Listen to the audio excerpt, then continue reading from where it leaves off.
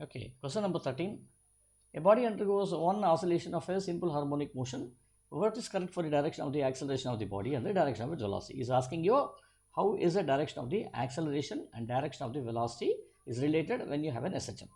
So whenever you have an SHM, what you do is draw the pendulum first, right? Pendulum is drawn.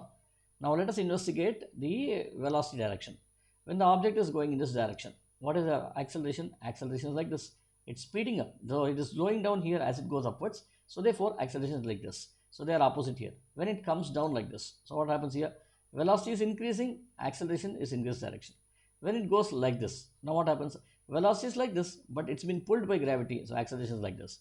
And when it comes down, what happens? Velocity is increasing, okay, acceleration is also increasing like this.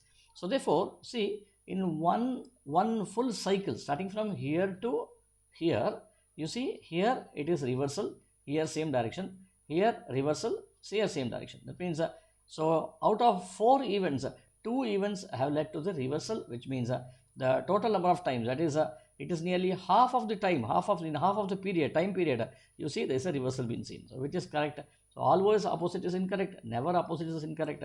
Opposite for half a period is the right answer. B is the right answer.